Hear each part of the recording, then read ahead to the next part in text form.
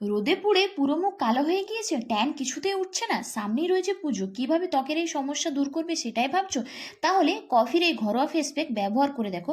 কফির মধ্যে থাকা ক্যাফিন আমাদের ত্বকের মধ্যে থাকা যে কোনো ধরনের কালো দাগ, সানট্যান কিন্তু দ্রুত দূর করে দেয় এবং ত্বকের মধ্যে একটা ইনস্ট্যান্ট গ্লো কিন্তু নিয়ে আসে। আর তার জন্য কফির সঙ্গে কয়েকটা জিনিস কিন্তু তোমাদেরকে মেশাতে হবে। মাত্র 2টি স্টেপে বাড়িতে বসে কিভাবে তোমরা ডিটেন করবে সেটাই আজকে তোমাদের সঙ্গে শেয়ার করব।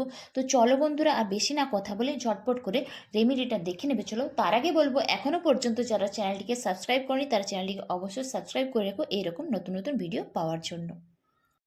সবার প্রথমে আমি আমার ফেসটাকে খুব ভালোভাবে ক্লিন করে নিচ্ছি। যে কোনো রেমেডি ব্যবহার করার আগে ফেসটাকে তোমরা নর্মাল জল দিয়ে ক্লিন করে নিতে পারো, চাইলে তোমরা ফেস ওয়াশও কিন্তু ব্যবহার করতে পারো। এরপর আমি আমার ফেসটাকে খুব ভালোভাবে স্ক্রাবিং এবং ক্লিনজিং করবো। তার জন্য নিচ্ছি একটা 2 টাকা দামের কফি প্যাকেট থেকে আমি অল্প পরিমাণ কফি পাউডার, আর তার সঙ্গে নিয়ে নিচ্ছি এইরকম বাজারজাত যে অ্যালোভেরা জেল। তোমরা চাইলে বাড়ির টাটকা অ্যালোভেরা জেলও কিন্তু নিতে পারো। তারপর কফি আর এই অ্যালোভেরা জেলটা দিয়ে আমি আমার ত্বকটাকে খুব ভালোভাবে 3 থেকে 4 মিনিট মাসাজ করে নিচ্ছি। কফি আমাদের ত্বকের জন্য খুব ভালোভাবে স্ক্রাবিংয়ের কাজ করে, মুখের মধ্যে থাকা সমস্ত ডেড সেলগুলোকে রিমুভ করে দেয়, এবং অ্যালোভেরা আমাদের ত্বকের মধ্যে একটা স্মুথ ভাব নিয়ে আসে এবং ত্বকের মধ্যে একটা গ্লোয়িং ভাব নিয়ে আসে। তারপর 3 থেকে 4 মিনিট হালকা হাতে ম্যাসাজ করে তোমরা এটাকে নর্মাল জল দিয়ে ওয়াশ করে নিলে তোমাদের প্রথম স্টেপ কিন্তু কমপ্লিট হয়ে যাবে। দ্বিতীয় স্টেপে আমি বানাবো ফেস প্যাক। প্রথমেই বলে রাখি, যে কোনো রেমেডি করার আগে একটু সময় নিয়ে ধৈর্য সহকারে করো, তোমরা নিশ্চয়ই ফলাফল পাবে। তারপর আমি এখানে একটা কফি প্যাকেট থেকে কফিটা এখানে নিয়ে নিচ্ছি, এর সঙ্গে মেশাচ্ছি হলুদের গুঁড়ো। আমি এখানে রান্নার যে বাড়ির হলুদ গুঁড়ো হয় সেটাই নিয়েছি। তার সঙ্গে মেশাচ্ছি আমি এখানে মুলতানি মাটি। এরপর তার সঙ্গে মিশিয়ে নিচ্ছি বেসন, আর তার সঙ্গে আমি এখানে অল্প পরিমাণ অ্যালোভেরা জেল নিচ্ছি। আজকে আমি এখানে কোনো জল বা রোজ ওয়াটার বা কাঁচা দুধ কিছুই ব্যবহার করছি না, অ্যালোভেরা দিয়ে কিন্তু আমি সবকটা উপকরণকে খুব ভালোভাবে মিশিয়ে নিয়েছি। মুলতানি মাটি ব্যবহার করেছি আমি এখানে। মুলতানি মাটি কিন্তু অয়েলি স্কিনের জন্য খুব ভালো।